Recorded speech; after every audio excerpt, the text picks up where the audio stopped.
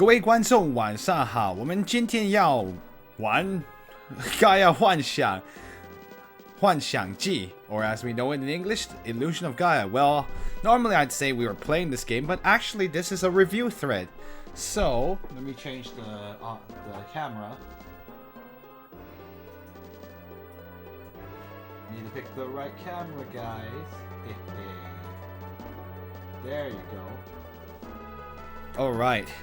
So as you can hear, like, I've actually lowered the volume of the game. So one thing is, like, we've actually finished Illusion of Gaia. So this is my favorite part of the stream, which is to review the game after I've beaten it. So I apologize, I actually had to delay this review by a little bit because I decided to start our other game, Tokyo Mirage Sessions, but let's not talk about that right now. So with this review, like, I like doing this after I've played the game because, one, the game is still fresh in my memory, and I still have my feelings and my own emotions from it. And let's see. And this also allows me to, like, yeah, that way you have my raw emotion and raw... And my, let's see. Yeah, so yeah, all the game is now fresh in my mind. And as you can see, here's the, let's see, the intro playing. Wow, I can't enunciate today. Anyway, so I don't know if anyone's going to be here, so I'll make this one. This game is actually pretty short, and so there's not quite as much to cover, but there is still quite a lot to say. Let's see. So let me think, how do I want to say this? So let's go. Normally the categories are, we usually check out the game's story, we check out the game's the graphics, the sound and music, and of course the controls and the gameplay. The gameplay and the controls usually kind of tie together, and then I'll give my overall feelings about it. Let's go ahead and start off with the story of Illusion of Gaia. So one thing I wanted to say is that this game, it really does surprise me. Like, it's okay, there's still some censorship because of NOA, but this game just isn't very it's not a happy game at all. I don't know why people like it, just because it looks the way it is. Like, there are some really messed up things in this game. Like, one thing about this game is that even though it's like, oh, kids can play it, like, might be a K, it might have been what would have been a KA back then. This was before the rating board, so there was no rating board back then in the United States when it was released, or Europe for that matter, or even Japan. But like the review was just the game is just like dark. Like, although like the story seems really simple on the surface, you need to get all these mystic statues and save the world. Like, it gets really crazy, and like the world is clearly not well. Well, there's a lot of instances of human trafficking. There's death, and like even some of your own party members, like one of your, okay, this is all spoilers for you guys. Of course, if you're watching this, you must have seen the playthrough by now. But there's Seth who dies in the game basically, and even like things like Jackal, like the Jackal, how he dies is pretty gruesome for a kids game. For like what should be, like, this is not a game for kids. Like, I think it would just go over the head of most kids. And I actually really like that. I like that this game tries to challenges you, even though the characters are young and you would think it's very stereotypical, where it's like, oh, it's just like a coming of age ceremony. But no, the kids have to mature really fast, because like, against some pretty crazy things that happen. One thing and like, there's some heart-wrenching moments, especially like, I think one of the ones that stands out to me the most, like, there's some great heart-warming moments and heart-wrenching moments too. So you see like the whole, like when Hamlet sacrifices himself to save everyone and an entire village and you guys at the same time. I was just like, oh my gosh, I could not, like, that hurt me so much. It was one of the more, it would traumatize, like, some people would say that it has traumatized them as children. I'm like, I can completely understand. You're just like, it just makes you not want to eat pork. And like, you feel so bad because her own pet pig decides to sacrifice himself. And it's so sad too when you see it, and like it's those moments that really like pull you in. And I think like one other thing that I really enjoyed was like the whole like this Kara and Will's like relationship, where it kind of like at first like Kara's this really spoiled princess, and it's sort of, and because of what happens, you see like how awesome like Kara you kind of like, and Will's relationships change. Like Will is totally by the time you get to the end, Will is he's the brave one. He's, instead of like, it used to be that Lance was like the brave one and Will kind of tagged along, and now Will became like the guy doing everything, going into these places that are unsafe. I guess the other thing is like, yeah, I'm a little bit all over the place. It's just because like the story is so interesting. There's just so many things to cover, actually, despite this game being pretty short. Excuse me.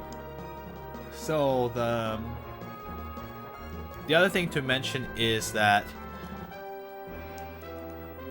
and like the whole thing where the world is sort of I mean, it is the way it is, the light of the comet that is changing how evolution is in the world, and it's bringing about disaster. It's really interesting too. I mean, the whole thing is like even the ending is not quite that clear, but it seems like a lot of information is just kind of tossed to you. So that's a little weird. I'm not sure I really think that was a great idea, although it's nice to like keep you on your toes there. One thing is like the fact that the world is like, when you go to the Tower of Babel, like you essentially, once you remove the comet, the world was restored to normal, to what it used to be. And it's interesting that this is actually like a world that is full of like, that was full of civilization. And it's really interesting that, but then like it somehow all disappeared, but it seems like that maybe that's related to how the comet is controlling it, and how the comet's power works. And of course you have to drive away the comet, and then the world goes back to normal. And I think one of the more powerful emotional parts is when like Will and Kara kind of like realize that like they might not see, I mean like it's sad when you realize like, oh no, they might not see each other because like they have to go back into the way the world, this new world, instead of like the world they came from originally. And of course the ending kind of makes it so like, actually it's fine because they all Will and all his friends come back together again. But like, just that moment was like, oh my goodness, you were like, are they gonna meet each other again? And there's this like little bit of like sadness when you realize that you don't know for sure.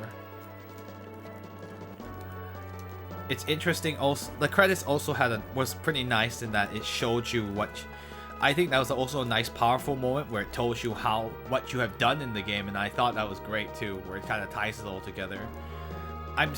We're not actually sure exactly how the comet's power works, so I guess that's one thing that like we'll never really, the game leaves ambiguous, that you don't really know what happened, why the comet is causing it, why the world how the comet altered the world. One thing about this is like there's a lot of dead people talking to you too. Like you hear your dad talk to you throughout the game, and your mother as well. And they had seen a bit of the future as well. So it's really interesting. Anything else I need to say about this? I mean, other than that, I mean, there's also nice things where you're like, it is kind of weird that like you have your party members also come in to help you out. It was kind of nice to see that. It was, at first I was like, oh, I'm going to go every dungeon by myself, but it is nice to have a party at least come with you to every new town, even though they can't help you necessarily, which is unfortunate.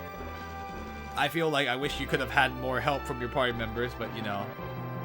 I thought it was also interesting how like, yeah, because the party members came and went for very valid reasons. It wasn't like a fallout or anything. It was just like, it was interesting. Like Lance and Lily were like, I need to take care.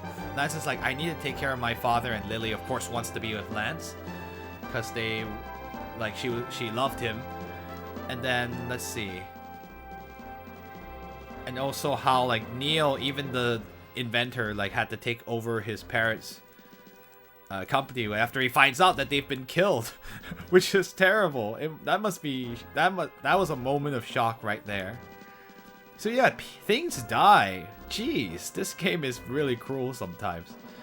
But I like that. I like that there was this sense of like, the story was kind of dark, and it kind of took on many different like themes that is relevant. I mean, like, it was still presented in a way that's like, oh, it's not too gory or anything, but some of those moments are just like, wow, I was not expecting that.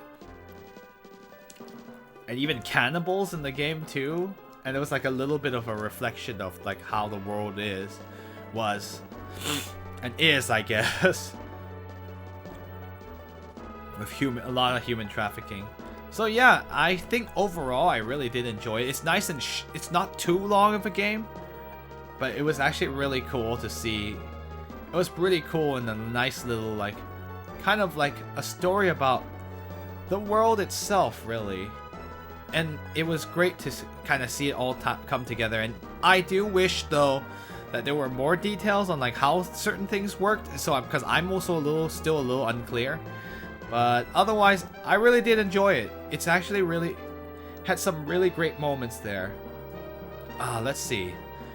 Graphics-wise, this is a Super Nintendo game from 1994, so it came out not long, probably like a little less than midway through the Super Nintendo's life. I know, this is a classic with Mode 7. This is one of the games that loves using Mode 7, which is that little scrolly effect and stretching and shaping. And that was pretty nice. I mean, it's nice enough. It is better than Soul Blazer, that's for sure. And like, some of the sprite work is really cool. The only thing is like, some of the NPCs get a little samey. So every town, the NPCs all kind of look the same. So there's really no distinct thing to... It's not very distinct. Oh yeah, before I forget about the story too, I guess I would say the weakest part of the game is actually the beginning, where it seems like it's very stereotypical, but I do think once the game starts moving, that's getting really, really interesting. After the... Oh yeah, I forgot to mention, like, after the shipwreck, then things just go crazy. I actually think one of the most effective things that I also almost forgot about was the whole 3 weeks drifting at sea. I thought that was actually really done really well too, because like very few games have it where you're like, your characters are starving to death, and even the main character almost succumbs to sickness and is fortunate that they managed to be safe. Like, it was like a miracle that they were able to find someone. But I actually thought that was nice because it allowed us to like take a breather and see the development between Will and Kara, and I thought that was really great. And I wish games would do that more, where like your party isn't like uber powerful and can do everything. Like, sometimes they're in real danger. I kind of wish a lot of RPGs kind of don't do that as much. Like, you just keep getting stronger, so their sense of danger isn't there. It's only kind of like, oh, you get a higher level of the monster, sure. But like, this thing is like, oh wow, you're stranded, you can't get out. What do I do? And you wonder what's gonna happen to the characters. And the one thing in the game, because the game kills characters, then you don't know what will happen, if the people will die. Anyway, yeah, just some things I noted about the story. Back to the graphics again. So, better than Soul Blazer. It is pretty nice for the... Like, see, there's some intricate sprite works. No, characters have a sense of danger. Sorry, Illusion Queen. Characters have a sense of danger, because you don't know if any of your characters are going to leave or die. Although, I guess Will and Kara wouldn't have died. I mean, just saying. But yeah, there's some really crazy things. I actually didn't expect them to just kill off Seth either. Also, hi, Illusion Queen. Welcome to the stream. Yeah. So... yeah, there's a sense of danger for everybody. And I like that a lot too. So that means even though you're uber powerful, there are still things that kind of bring it back into the real, like how into reality, right? Like you, even no matter how powerful you are, if you're on a ship, if you're on a little raft drifting in sea, you can't do anything. I thought that was actually pretty effective. Alright, so let's see. So I've talked about how the story is, and I've talked about some of the darker turns in the story. Yeah, I miss RPGs like this. I noticed that even like, okay, I can't spoil it, but like, even certain other Super Nintendo RPGs had these moments of like, wow, did that just happen? But I think this game is certainly one of the ones that I'm like, wow, I can't believe that just happened. And it's good. It's good, and it really makes us have strong emotions. I'm still gonna be hurt about Hamlet. Oh, that poor pig. What a noble pig that was. See, exactly, that's why I still, the fact that I'm still thinking about that, and you get to see the spirit of Hamlet one more time is, like, that was great. Okay, so back to graphics. Anything else I wanted to say? Mode 7's cool. The graphics, the sprites are pretty nice for the time. The NPC sprites get a little repetitive, so it's kind of hard to distinguish. There's less unique sprites, and I understand that they had a budget too, so yeah, sadly there is no, you can't do much about that. It is nice that the intro has so many, and the dungeons are pretty intricate. They're pretty different from each other, and I like that a lot. So I never felt like, oh, this dungeon is so samey, whatever. It's pretty easy to figure out where to go. It's very clear, which is kind of nice. Like, I didn't feel, I had no point felt like, oh, I can't figure out if I can walk over this. For the most part, there are some parts, like there's one part in the pyramid that if you didn't notice something in the sprites, you wouldn't think to go down. And I do think that the messaging on some of the puzzles should be better. But for the most part, it's pretty good. The monsters are distinct. You will remember them. And let's see. Anything else I have to say about the graphics? The text is easy enough to read. I don't have a problem with readability, which is nice. And the main party sprites are pretty nice too.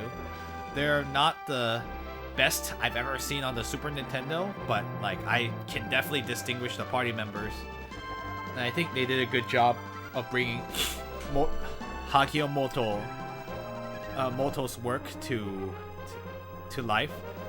Let me see, anything else? Yeah, so now let's go ahead to music and sound. One of the things is like, the sound is alright. A lot of repeated stuff, and like a lot of the enemies kind of recycle the same sounds, and there's not too many distinct sounds. So the sound effects are recycled. Some of them are from Soul Blazer too. So I'm like, oh wow, that's lazy. Not lazy, but it's just like, wow, they were trying to save on that sound budget there. Ironically, on the sound effect budget. So a lot of it should sound pretty familiar if you've played Soul Blazer. And otherwise, they're pretty serviceable. There's nothing like extremely like things that stood out to me in terms of sound effects. However, music is a whole different story. I love the OS. Like, Soul Blazer had some good tracks, but they were like, they didn't really stay. I don't know if they're that great. Like, they didn't remember. I'm not remembering them. But whereas this game, oh goodness, there are some really great tracks in this game. Whether it be like the little like music that plays when you exit the game or like near the credits to bring all the emotion in. The final boss as well, like such an epic theme. And the boss theme itself is actually pretty great. It's so intimidating. Some of the dungeon music, it gets a little annoying, but there's one or two that are really great. I actually really like the one in the Great Wall. It's probably among my favorite dungeon themes. I really like that one too. Like, it just felt like you were scaling the Great Wall. And so, yeah, I really would recommend, like, go ahead. You should go get, like, an OST for this game. I especially recommend, like, the final boss theme and even this title theme is actually pretty nice, too. I really did like. I like this one. I always thought the theme was always very memorable. Yeah, I heard this when I was a kid too, so it has some nostalgia for me. I'm like, oh, this is a game I don't have, but it has such cool music in it. And now I actually own it. It's crazy, right? This game has some like I remember this from reading Nintendo Power and all that stuff. So let's see. Yeah, this music's for the most part the music's really good, and some of the stronger during the emotional moments, they're really good. They're great at pushing those emotional moments that the game is known for. Finally, let's see. We have the gameplay and the controls. So the controls are pretty good for the most part. I didn't have too much difficulty. I'm not a big fan of how to do some of the special moves. I felt like, couldn't we have used like I don't know why they didn't want to make us use the Y and X button. I actually realized I never really used it. So like there's two buttons that could we have put special moves on them instead? Like doing the stupid move to scale the hill got really kind of annoying to do after a while. And like, cause sometimes you could drop it, and then the other thing is like you're holding A to do special moves is okay, but for the most part when you're actually in combat, it's pretty good about like it's easy enough to dodge away, and like you can move around, and it's pretty it's totally fine. Like you feel in control at the very least. Like even fighting the bosses, it may be tough, but it wasn't most of the difficulty of boss wasn't from the controls, but from the boss itself, which is good. You generally don't want it to make it so that the controls are the ones causing you the trouble. Oh yes, actually one other thing, thank you for reminding me.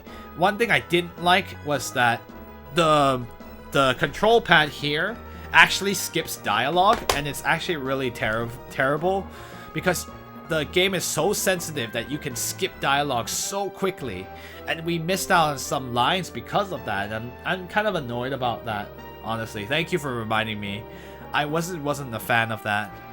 They shouldn't have made the D-pad, the control pad move the text boxes along. I really thought that was a big mistake, and it actually caused us a lot of pain early on until I finally stopped moving and I just tapped the A to be sure. One thing, and the other thing is that is there anything? Yeah, combat's good. It's just like, yeah, skipping dialogue is not good. And it's funny because like sometimes the text boxes are so. One thing is the text boxes speeds tend to be slow or fast. It's totally random, and so sometimes you'll just skip some dialogue by mistake because it's just an instant one. And then once you actually want to skip, like if you die to a boss, you can't because you have to mash through and wait. You have to wait for the stupid thing to print out. It's really inconsistent, and I don't understand why they did that. And that actually really bothered me too. And gameplay, let's see. Let's talk about that since that kind of ties in with controls. So like the controls of movement and fighting are decent enough. It's just I think one of the things I like the dungeons for the most part, because like one thing is that the dungeons are at least somewhat well designed, that even though there's not really a map, you can figure out your way through, because like there's only like a few branches, ways to branch off, but you can easily find your way through. And if you get to a certain point, for the most part, it's very easy to make your way back. The game requires you to backtrack at certain times, and they actually set up the dungeons so you can actually get back to the beginning pretty easily. So that's good.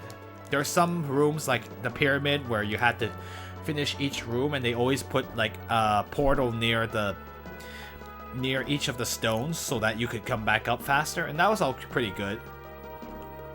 That was nice. So for the most part, the dungeons are pretty well designed for navigating, and I think that shows like a certain, like they had a certain, not pedigree, how do I say this, like they were thinking really hard about the player's experience. What I didn't like though, like it's just like there's just a few things where they're like, where like you would not have figured it out unless without trying, like just trying everything. I think the two that stand out most in my mind are like, there's that one thing with a flashing square where you step on it and nothing happens, and it turns out you have to wait on the square, and you wouldn't know to do that, and it's really annoying. That really bothered me, and thankfully, like, it took a chatter, Illusion Queen, to figure out what was going on, and then we stopped there, and then it finally opened. The second one is actually the one in the pyramid where you don't know what to do, because you're never told like how. You're told to explore, but it doesn't tell you exactly. It doesn't tell you that. It says like you need to go deep underground, but you don't realize that's tied to your skill of diving, because you've never, when you get Shadow for the first time, you've never used the dive skill, so you don't know that your dive skill actually goes to the bottom of the pyramid. And I thought that was like we wasted some time because we couldn't figure out that we had to go through the pyramid. And so I was just like, seriously? We wouldn't have known that. Because one thing I didn't like about the game is that the game is actually very bad about tutorializing. They call it tutorializing, but like teaching you how to use something. Like, you know that move that spins and you can scale a hill? I wouldn't have known that until I read the manual.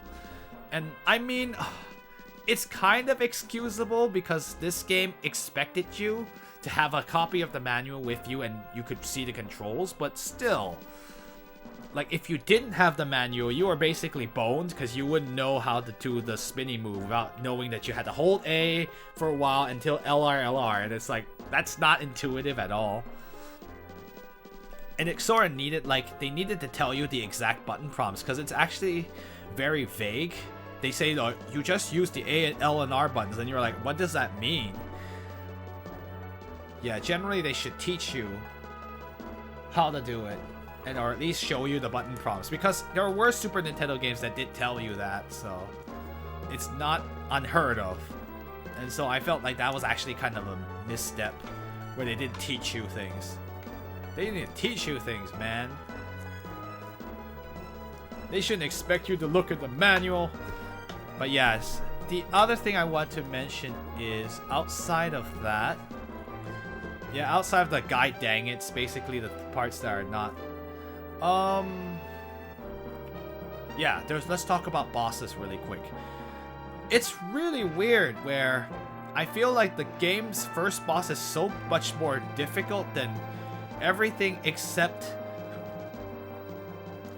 maybe the boss with in the pyramid, and of course the final boss was a much harder.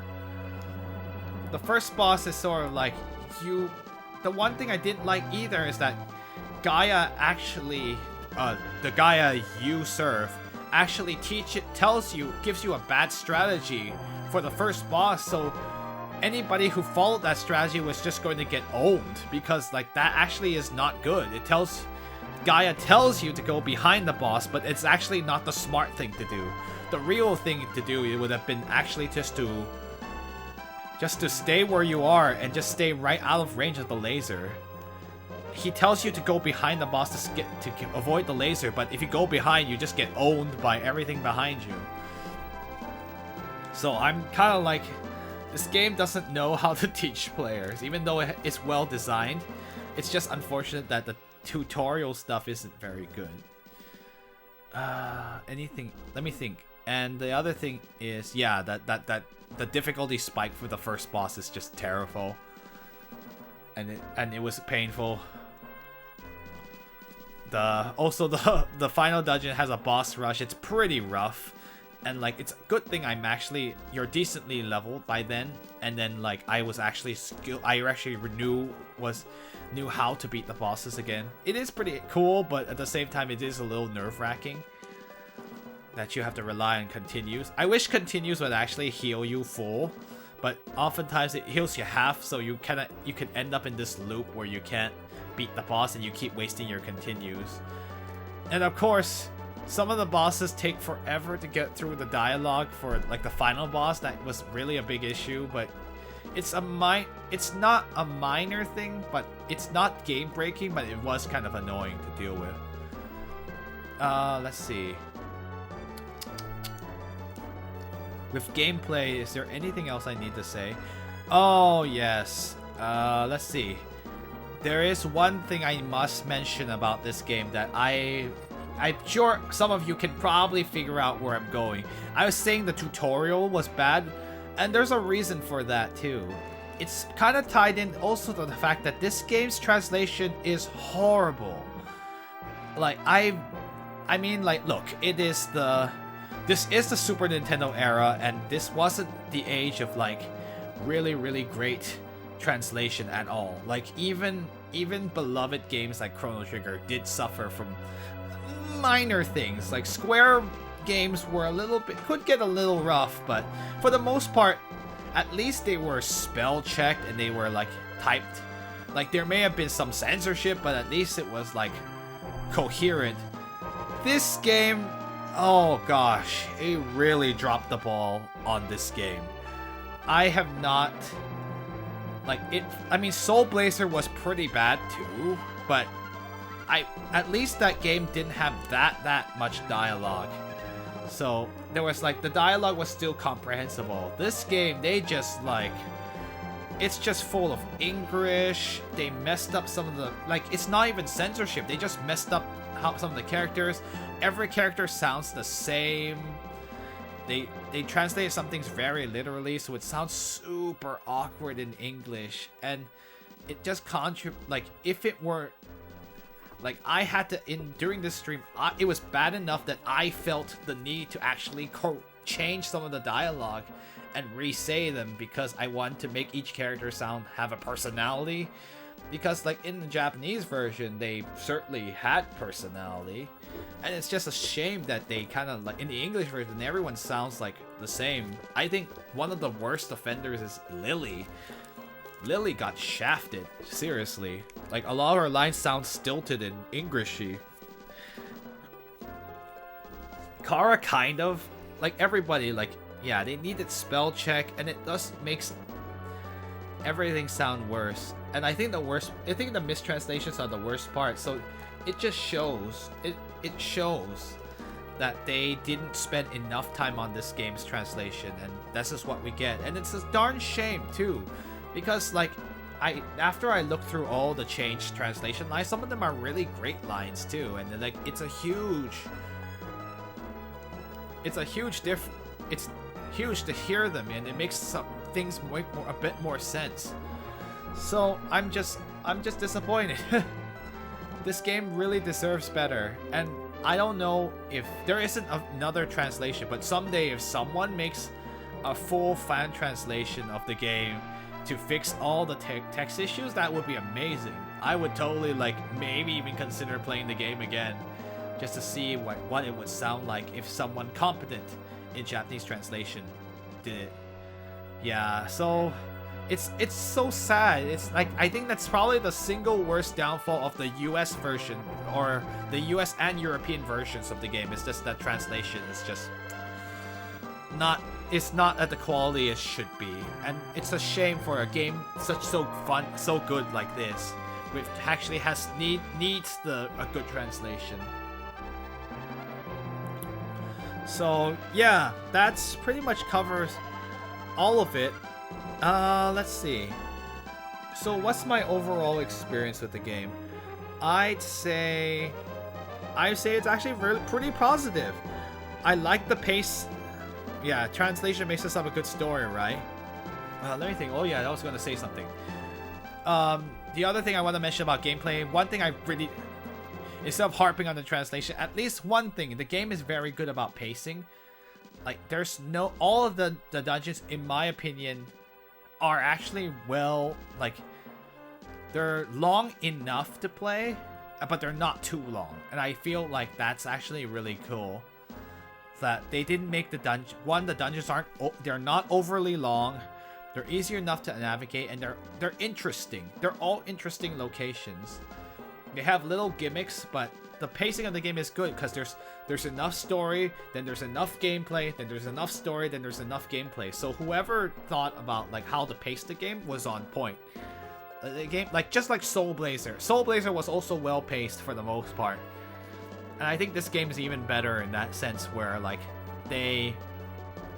they had more story in this game, so it kind of like it helped you move the story, and you were interested to find out what happened next, and then there's a lot of interesting dungeons in between. And I thought that the pacing is pretty good, so like the dungeons did wear out their welcome. So props to the team, seriously. Props to you guys back in 1993, 1994. Good job. So after saying all that, do I recommend this game? How do I feel? Like, I felt the game was positive. I genuinely loved this game. I really enjoyed playing it. I really enjoyed learning to know the characters and exploring and like seeing the world. It is pretty linear, so there isn't much. There's not going to be a whole lot of exploring, so because the game's really not. The game's kind of on rails. So like you just go from point to point and you can pick a certain point, but you can't explore the map or anything like that. But I kind of like that they kind of trim the fat, really. There's not too much like filler where it takes forever to get anywhere because the map is poorly designed or something. I really like the length of the game is kind of, I think it could have maybe one or two more dungeons, or a little bit more time to flesh out some of the ending might have been better, but I honestly I think this was a good length of the game. Like the game is like, I feel very satisfied. And even though it's like probably 1/3, it's like half or to 1/3 of the length of some of the longer games we've played on this stream, I really did enjoy this one. I'm happy I was able to get such a great story within such a short time, and I didn't waste too much time. And so if you like, I think the only thing is that I really recommend, like, if you're not going to read it while you're playing the game, but you should eventually read some of the changed dialogue just to get a better sense of the story. And do keep it, that's my warning, is that like the English is not great. The translation is not good. So that is a caveat for anyone. So even if you're not an RPG person, I think people would really like this game, because it's not grindy, and you feel rewarded every single time you beat an enemy and clear the room, and I love that. You feel rewarded for doing things in this game. And it's like, it's such a great core loop where like you feel like you're getting a lot of gameplay out of it, and it's not frustrating. Okay, well, bosses aside, it's not frustrating. Like when you get those upgrades, you feel pretty freaking good. And so even if you're not a fan of RPGs, but you want to play something that's different enough, I would really recommend this game. It's not too long, you don't have to commit too much, but you can have a good time.